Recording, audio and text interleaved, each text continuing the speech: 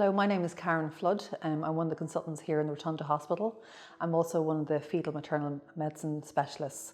I'm also the lead for the recurrent miscarriage service here in the hospital also.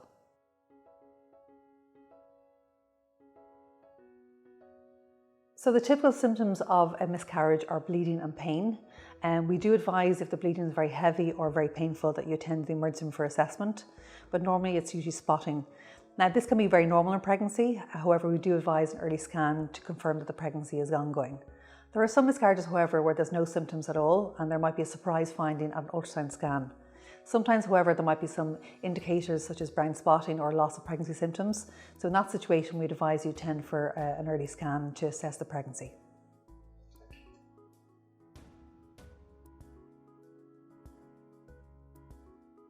So there are a few different options to managing a miscarriage. As I said, sometimes the miscarriage happens spontaneously where nature takes its course.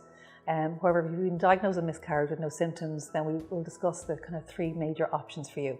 The first option is expectant management, where we wait for nature to happen. This can be a little bit unpredictable, but it does avoid any kind of intervention. The second option then is medical management, where we prescribe you medication to bring on a natural miscarriage. This can happen at home, however we do advise that you attend the hospital if the bleeding or pain is excessive. The third option then is an anaesthetic where we do a D&C, so this is the surgical management. Sometimes this is advised depending on the gestational age or the clinical findings, or indeed if we need to do testing on the pregnancy tissue itself. But when you're diagnosed with miscarriage, we do discuss the options with you and give you a choice about what option you prefer.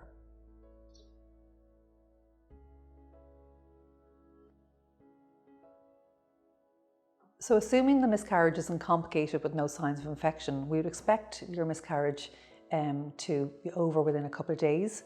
Sometimes you have ongoing spotting for a couple of days, which can be quite normal. Then we'd expect you to have a period about 6 weeks later, about 4 to 6 weeks later. If this is not happening, then we may have to do a further scan to assess that there's no retained tissue. However, most times the period does resume in this timely fashion. Obviously then, when you're trying to conceive in the future, we would advise you to wait for this period so that your dates are correct for the next pregnancy assessment.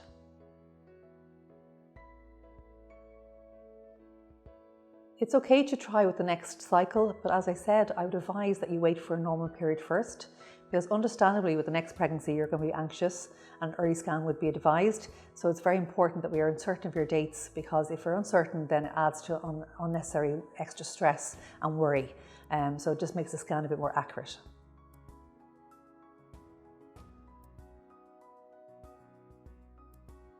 Miscarriage is obviously very devastating for a couple, so we do advise looking at the Irish Miscarriage Association. There's very good links there for local services for support if needed.